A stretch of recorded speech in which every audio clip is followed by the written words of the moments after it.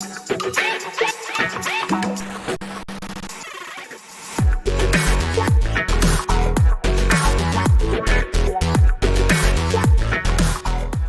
¿qué tal? Buenas tardes a todos. Sean bienvenidos a esto que es el podcast que normalmente estamos haciendo.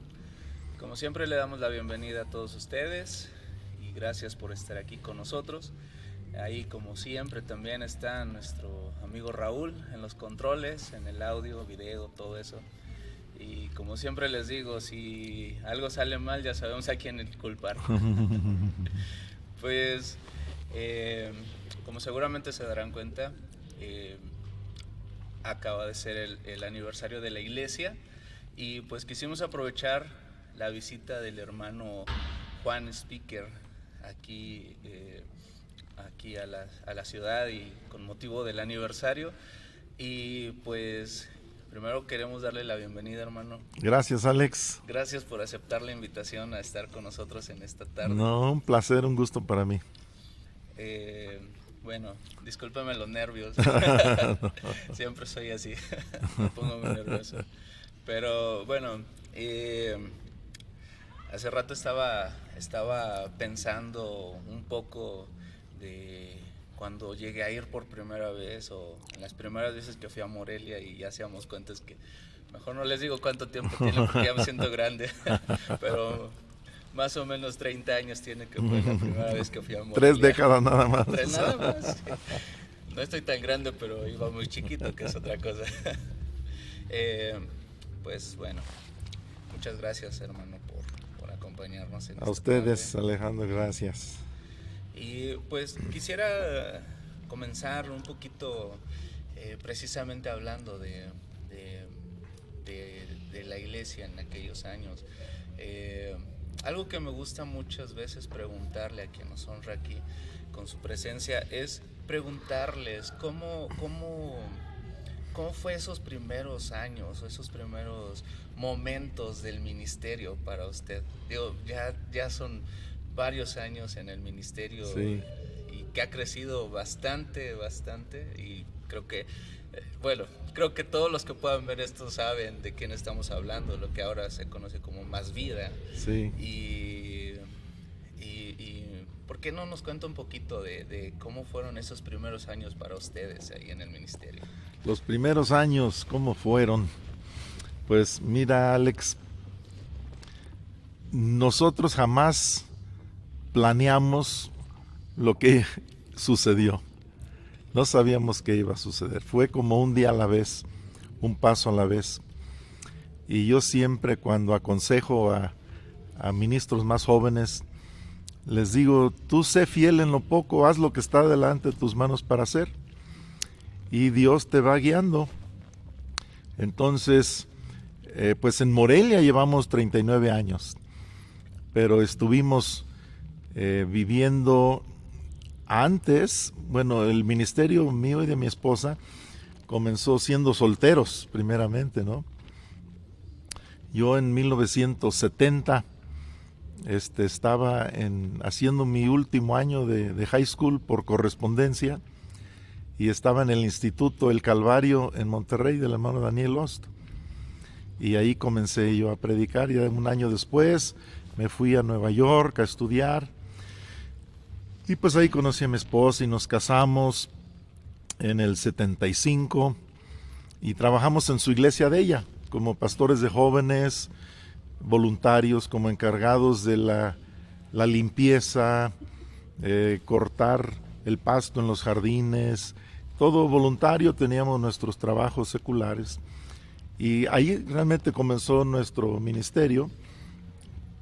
Y después yo me regresé a mi tierra, a mi casa, a México, ¿no? A Michoacán. Y continuamos un año y pico en Uruapan. Y después estuvimos en Ciudad Lázaro Cárdenas 7 años. Y ya los últimos 39 años en Morelia. Entonces, a lo mejor te refieres a cómo comenzó todo en Morelia, ¿no? Sí. Tuve que explicarte un poco el inicio, ¿no? Claro, sí, del ministerio. Entonces, cada paso del camino y cada lugar donde hemos estado, sí, es muy importante para mí decir esto, que no me fui a Nueva York a estudiar, ni me regresé de Nueva York a Michoacán, ni nos fuimos con mi esposa de Uruapan a Lázaro Cárdenas, ni tampoco nos fuimos de Lázaro Cárdenas a Morelia, sin una guianza del Espíritu Santo muy clara, muy confirmada. Entonces, cuando veo personas que quieren comenzar un ministerio, una iglesia, si sienten un llamado de Dios, les digo, no es ocurrencia tuya, no es porque alguien te dio una buena idea, no es porque tú sientes hacer algo. El Espíritu de Dios debe guiarte. No sé por qué, pero yo siempre he pensado que no hay otra forma para hacer las cosas. Que Dios te hable, te confirme, quizá con sueños, con profecías, con confirmaciones varias, donde tú dices, y llegas a ese lugar y dices, Dios me mandó aquí. Y estoy aquí porque Dios me mandó. Luego veo a personas que toman decisiones de comenzar una iglesia sacando gente de otra iglesia o se van a Estados Unidos porque la necesidad económica los forza para hacer eso, o muchas decisiones que toman. A veces no digo que Dios no te va a guiar para darte un trabajo en Estados Unidos, no digo eso, pero digo, debemos de tener conciencia que Él es el Señor de la mies, nosotros somos colaboradores de Él, y Él es el que envía los obreros a la mies, a la cosecha espiritual. Entonces yo te podría decir que ahí es donde comenzó cada ciudad, cada lugar donde hemos vivido, cada iglesia que hemos comenzado. Hemos sentido y hemos sabido que Dios nos está llamando para hacer eso. Y comenzamos con lo poco que hay que hacer frente a nosotros y Dios nos ha confirmado su llamado con tantas maravillas, tantos milagros. Hemos tenido muchas pruebas, pero no sé si quieres preguntarme ahora algo más específico de la iglesia en Morelia o de otro aspecto del ministerio. Sí, claro. Sí. Bueno, me gusta mucho lo que nos comenta porque Sí. a veces, creo que Dios, primeramente es el que pone en nosotros esos sueños y nos pasa como vemos, por ejemplo, en el caso de José, ¿no? Sí. Le mostró, por así decirlo, en visión lo que habría de ser, digamos, el final, el cumplimiento Sí. del llamado, y pues cuando regresó, cuando despertó a su realidad, fue como empezar de cero y a veces como que parecía que iba más para el otro lado, ¿no? Sí. Y eso creo que es muy bueno, muy importante que podamos entenderlo y aplicarlo a nuestra vida, porque a veces como que decimos, bueno, Dios me dijo esto, pero Sí.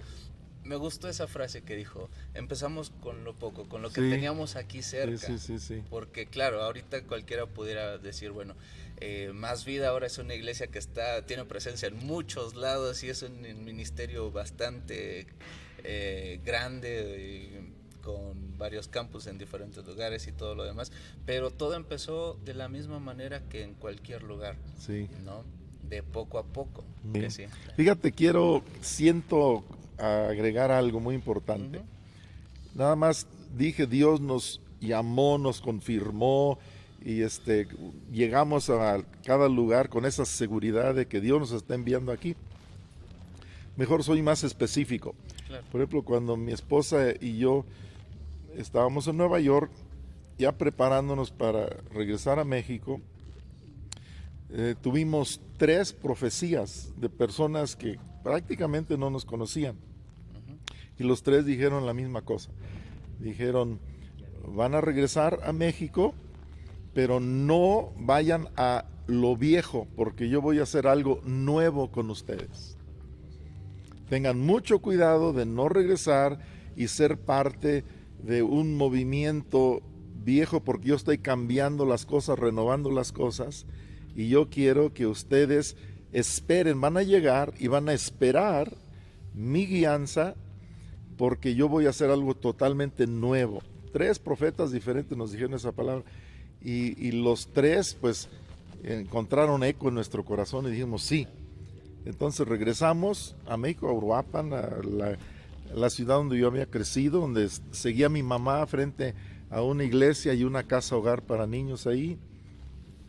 Y ahí estuvimos más de un año esperando que Dios nos dijera es lo nuevo, ¿verdad? Y mientras yo participé en plantar una nueva iglesia allí en Uruapan y ayudé a mi mamá con la iglesia que mis papás habían plantado muchos años antes, le ayudé en la casa hogar, pero entonces Dios nos habló milagrosamente, sobrenaturalmente, de irnos a Ciudad Lázaro Cárdenas. Y es otra historia de todo lo que Dios hizo ahí los años que estuvimos ahí en la costa de Michoacán. Y también cuando venimos a Morelia, y fíjate algo, quiero dar este testimonio. Mis papás hace muchísimos años participaron en un grupo de iglesias llamado Iglesia Evangélica Independiente. Es un movimiento que comenzó con un misionero sueco, Axel Andersson, en 1920. Entonces, mi papá trabajó con él por un tiempo, trabajó con los bautistas por un tiempo. Y cuando yo me gradué del Instituto de Nueva York, 3 mañanas consecutivas, Dios me dio un sueño a la misma hora, 6 de la mañana. Y desperté porque era tan dramático el sueño, pero ya despierto seguía yo viendo lo mismo. 3 días consecutivos, donde yo me veía con una jarra de aceite, ungiendo, derramando el aceite sobre pastores de la Iglesia Evangélica Independiente. Entonces, fíjate cuántos años han pasado. Estoy hablando de mayo del 74. ¿Cuántos años son? 49, algo así, ¿no? Creo 39, que... ¿no? 39. 74. No, sí, 49 años han pasado. Y apenas esta semana pasada ya me están confirmando que quieren este grupo de como 2,000 iglesias aquí en México, que yo sea un mentor, un padre espiritual para ellos, que yo les ayude al nuevo director nacional de los pastores de la IEI, y algo donde yo digo, wow, Dios me asombra, es increíble, ¿no? Lo que Dios me mostró hace tantos años y ahora comienza a haber un cumplimiento de esa palabra de Dios. Ahorita sentí compartir eso, y nosotros amamos mucho a las diferentes denominaciones cristianas en México, pero siento que es un nuevo día y hay un mover fresco del Espíritu Santo, que Dios nos va a ayudar para de alguna manera ayudar a nuestros hermanos. Y justamente era algo de lo que quería preguntarle. Sí. Precisamente, bueno, en algunas capacitaciones que tuve la oportunidad de estar presencial ahí en Morelia con ustedes, o en línea cuando no podíamos ir, que estaba trabajando con el pastor Miguel aquí en la oficina, varias veces comentaba, ¿no? Y me he dado cuenta, por ejemplo, de cómo Dios le ha permitido a usted, llamémoslo así, crecer en el círculo de influencia entre otras iglesias, entre otras denominaciones, quizás hasta en lo político, a nivel gubernamental y todo eso. Y yo quisiera preguntarle a usted, ¿cuál sería para usted el mayor desafío precisamente por esa posición donde, o ese círculo de influencia donde sí, Dios le permite estar? Mayor desafío. El mayor desafío es tener palabra de Dios, de sabiduría oportuna, con visión profética, con el amor y compasión del corazón de Dios, para las personas claves que Dios tiene en lugares específicos y en momentos precisos donde yo pueda alinearme con el Espíritu Santo y ser un mensajero que puede provocar cambio, madurez, crecimiento en estas personas.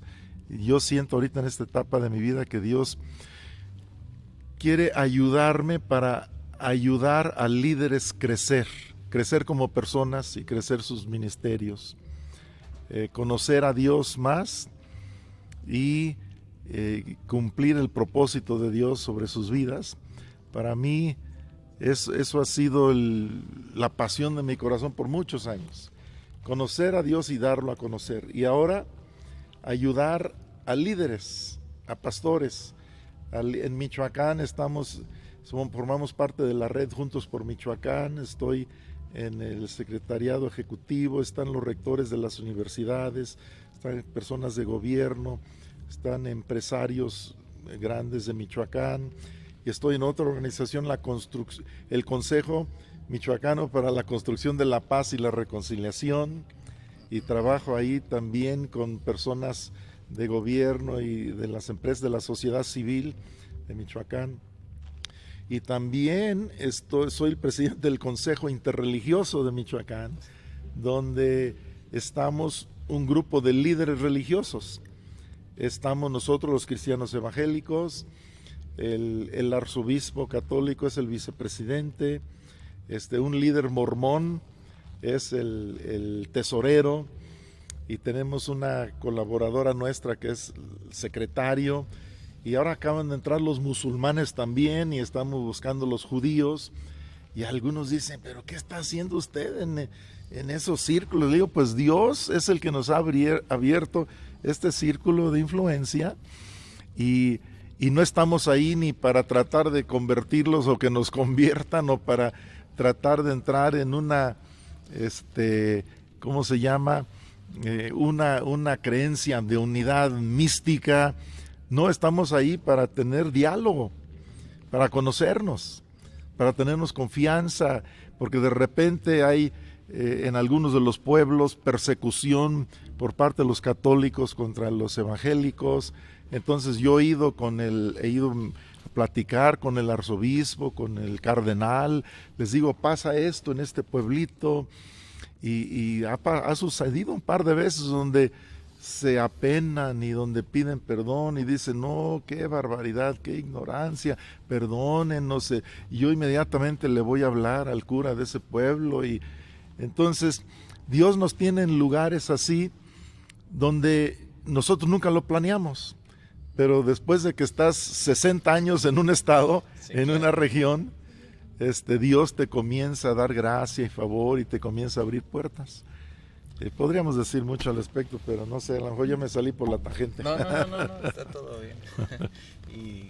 y pues qué gusto que nos pueda compartir esto. Sí. Porque quizá algunas veces alguien pudiera pensar, ¿no? Decir, bueno, es que es un pastor, debería estar únicamente enfocado en la iglesia, no tanto por ejemplo, en este tipo de organizaciones, sí, que une otras religiones, sí, alguien lo podría mencionar así, ¿no? Sí. Pero lógicamente, así como hay gente que pueda apoyar eso, pues también hay gente que sí, quizá diga, pues no soy, sí, fan de eso que pero está fíjate, haciendo. Quizás sería bueno aclarar un poco. La cuestión no es unir las religiones. No, claro.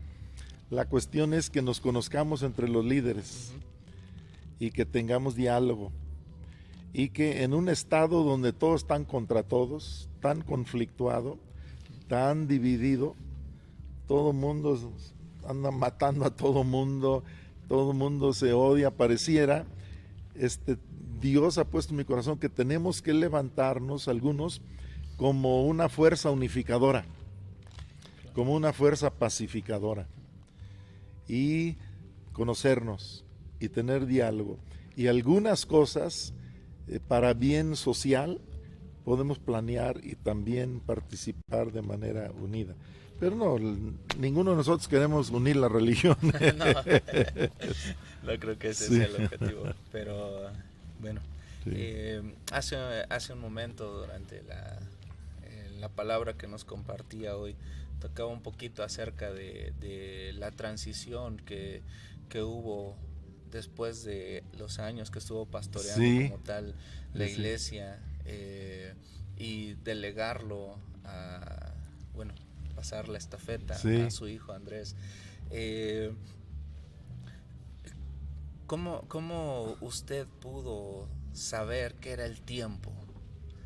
Pongámoslo así, de decir, bueno, ajá, aquí hay un parteaguas, porque claramente no necesariamente iba a cederlo para, pues, porque ya se acabó su tiempo y ya está ahí, porque sí. Algo comentaba hace rato, ¿no? Sí.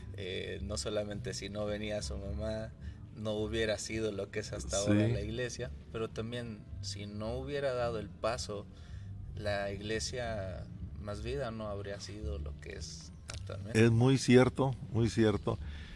Fíjate que fue la gracia de Dios, no fue nuestra inteligencia, no fue nuestra astucia, fue la gracia de Dios, y Dios permitió que las cosas comenzaran a ponerse difíciles para mí.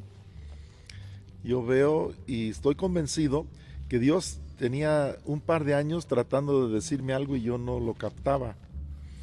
Entonces comenzó a tener problemas de salud mi esposa, y la iglesia comenzó a bajar un poco, la asistencia, el ímpetu que llevamos, porque cuando llegamos a Morelia fue como una explosión, y fue increíble lo que Dios estaba haciendo ahí. Teníamos 492 grupos familiares en toda la ciudad. Cada 3 meses hacíamos reuniones masivas de todos los grupos familiares en los auditorios más grandes de la ciudad. Un impacto tremendo. Y de repente como que comenzamos a perder esa fuerza. Y yo dije, Dios, ¿qué me estás tratando de decir? Y mi esposa estaba requiriendo mucho de mi tiempo. Y entonces yo sentí que Dios me dijo, así como que me preguntaba, bueno, ¿y a qué edad tenías tú cuando comenzaste todo esto? Pues no, pues tú me pusiste palabra y yo comencé a predicar a los 17 años, desde antes, pero ya con más libertad a los 17 años. Me dijo, ¿y cuántos años tiene tu hijo? Mayor, no, pues ya tiene 27. En fin, Dios comenzó a hablar a mi esposa, y yo lo consulté con nuestros pastores, y de repente yo tenía 51 años. Ya Andrés ya tiene 19 años como pastor principal. Entonces, yo a veces ya no me considero pastor porque no pastoreo una iglesia, pero trabajo con los pastores de muchas iglesias, las iglesias Más Vida y la Alianza Vida Abundante, que fue una familia de ministros e iglesias que comenzamos mi esposa y yo hace muchos años. Entonces, hablé con Andrés y dijo, papá, yo no quiero, yo te quiero ayudar a ti, yo nada más quiero ser un apoyo tuyo, un asistente tuyo. Le dije, Andrés, yo siento que Dios ya quiere que tú comiences el liderazgo como el pastor principal de esta iglesia aquí en Morelia. Entonces él se fue a orar por una semana a Kansas, allá un ministerio de oración, toda una semana de ayuno y oración, y estuvo perdido ahí, enfocado nada más en Dios, háblame, guíame. Y él regresó, papá, regreso sintiendo que no puedo y que yo no soy suficiente, pero que Dios me está diciendo, me está dando luz verde y que Él me va a ayudar. Así llorando, quebrantado, me dijo. Porque Él me había dicho, tú mándame donde tú necesites un pastor o en qué ministerio quieres que yo me encargue. Pero entonces aceptó. Entonces en diciembre él cumplió 28 años y en enero del 2005, el último domingo de enero, hicimos el paso de estafeta. Estuvo nuestro amigo el hermano Wayne Myers, estuvo nuestro pastor el hermano Pablo Johansen, estuvieron profetas amigos, Bennett Smith y otros siervos de Dios, y fue un momento muy conmovedor. Sentimos que Dios estaba guiando esa transición. Fue la cosa más difícil que hice en toda mi vida. Yo me sentía joven todavía, tenía muchas cosas que yo pensaba que yo podía y debía hacer todavía, pero Dios me jaló las riendas y me dijo, hazte para atrás. Tardé como 3 años en asimilar el cambio.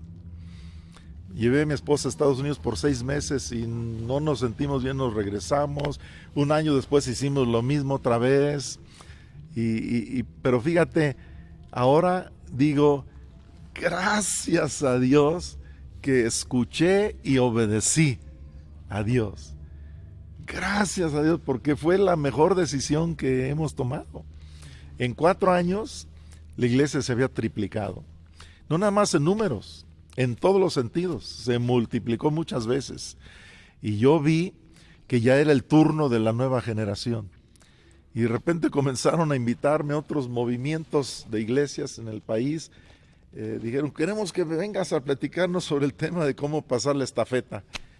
como si fuera muy fácil. No, pues aquí está esta lista con 10 puntos, hace esto y esto y esto y esto.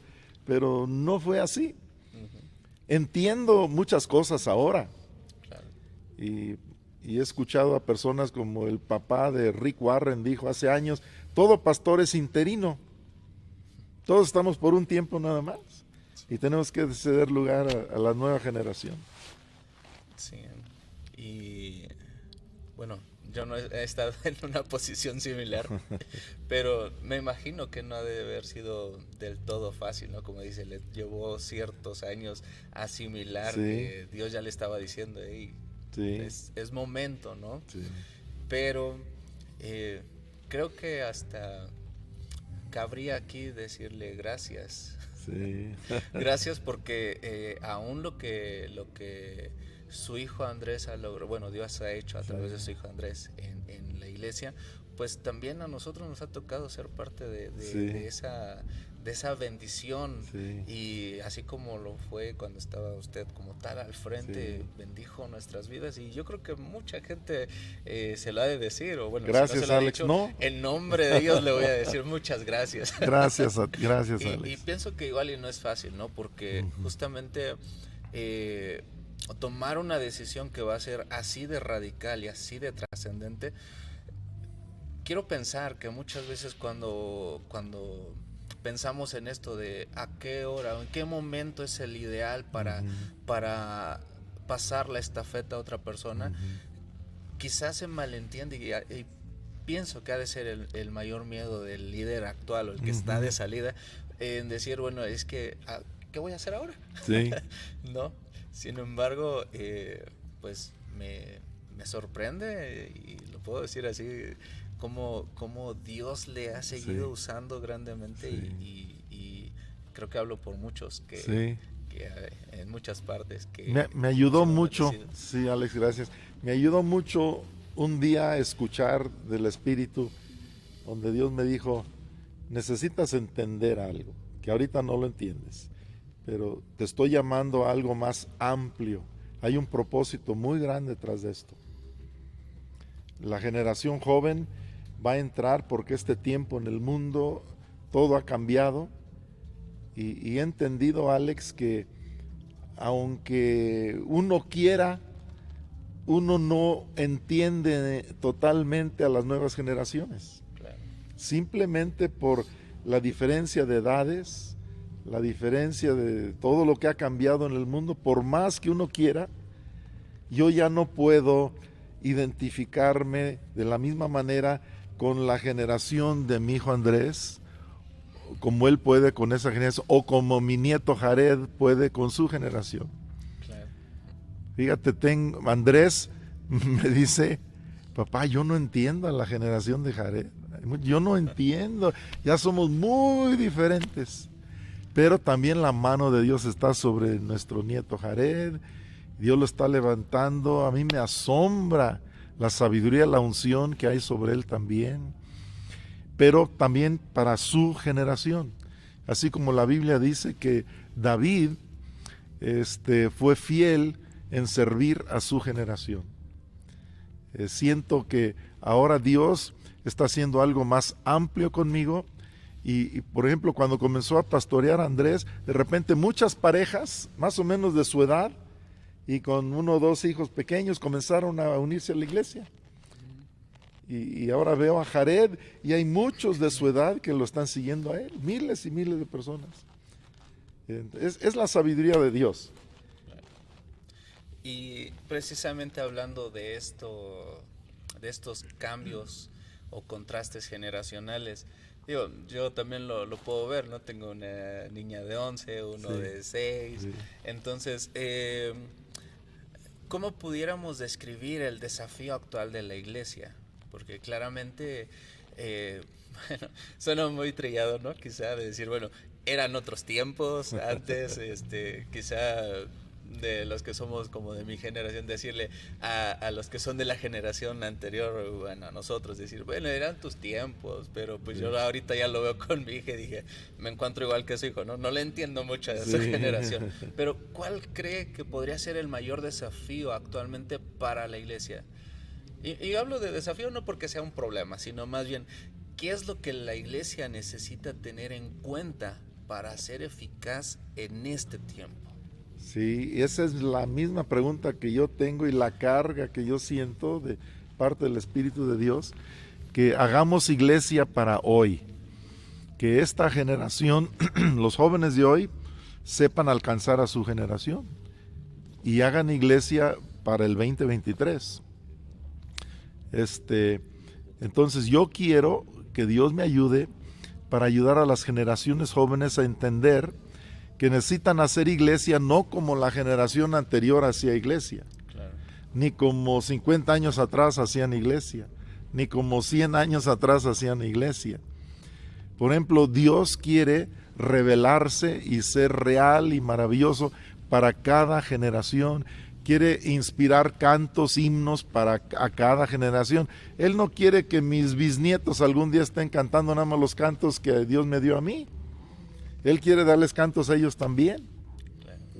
Y Él quiere que ellos tengan sus encuentros con Dios, que formen sus propias convicciones, sus propios principios, tengan sus propias derrotas, tengan sus propias victorias y que hagan iglesia para su generación. Yo diría que en parte ese es el desafío. Y saber tener una relación con Dios a través de su Hijo Jesucristo, a través de su Santo Espíritu, pero actualizada.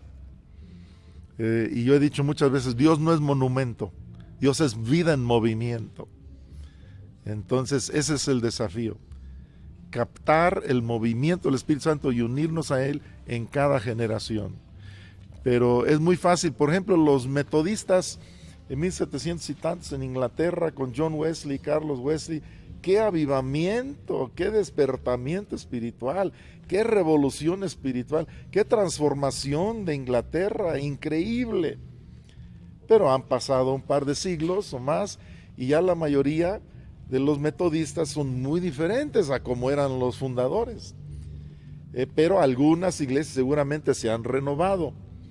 Yo veo alrededor del mundo que las iglesias que no se renuevan se vuelven obsoletas y se van muriendo.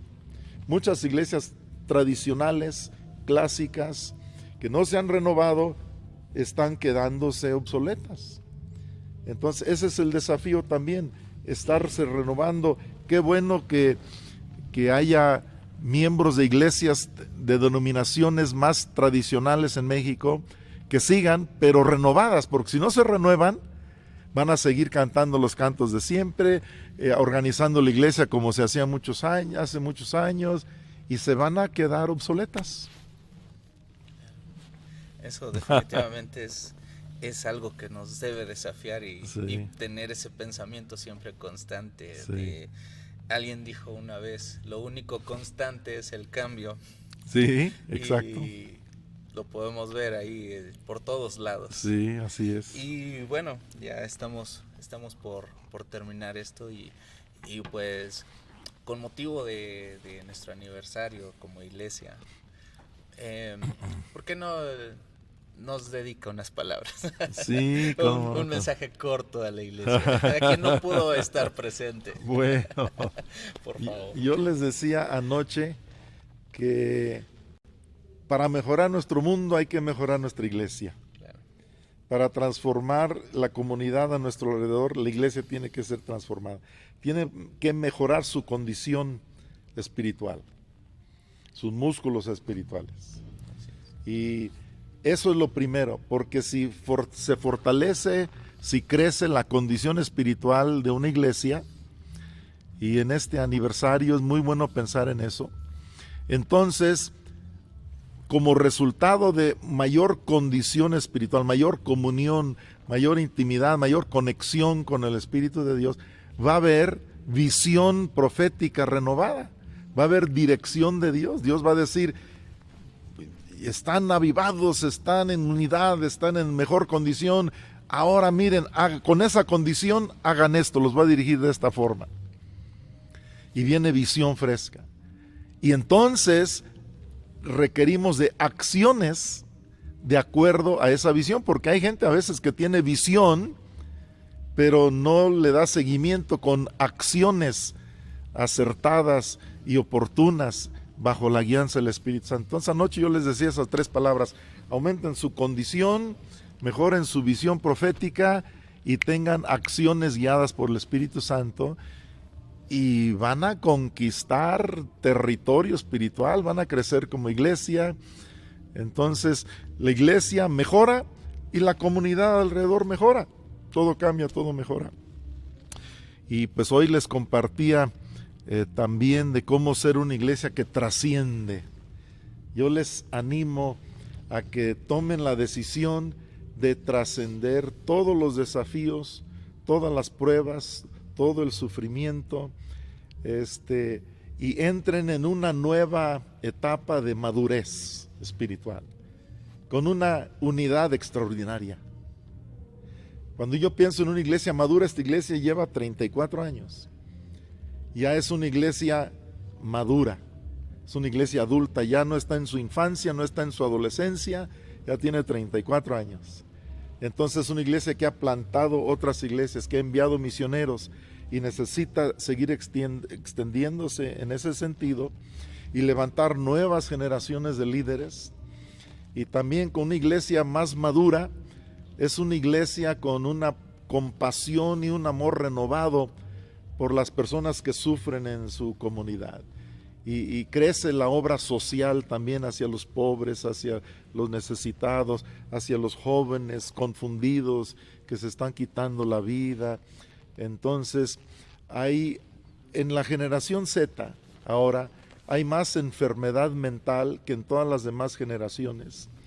Y hay más venta de medicamentos contra la ansiedad, la depresión y todo tipo de problemas del cerebro, ¿verdad? Mentales.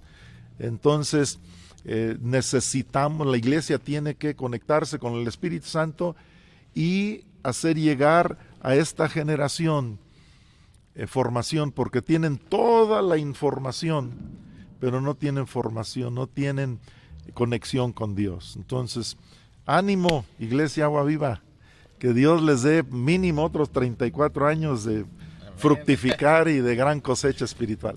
Amén. Pues así hemos llegado hoy al final de esta entrevista. Y pues nuevamente muchas gracias, hermano Juan, por acompañarnos y aceptar esta entrevista también. Realmente nos sentimos muy honrados por su visita, como siempre cada que nos visita. Es de mucha bendición para los que tenemos la oportunidad de escuchar la palabra de Dios a través de usted. Y como siempre digo, no es porque lo tenga aquí presente. Gracias, Alex. Somos muy bendecidos de recibirle aquí. Gracias, Alex. Y mira, mis mejores deseos y oraciones y porras para todos ustedes, el hermano Miguel Castellano, su esposa Dubiges, su familia, los quiero mucho, los bendigo, ánimo, adelante. Gracias. Bueno, pues a ustedes que nos están viendo, no olviden compartir este video, darle like, déjenos alguna pregunta, alguna duda, compártelo con alguien y gracias, nos vemos en la siguiente. Hasta luego.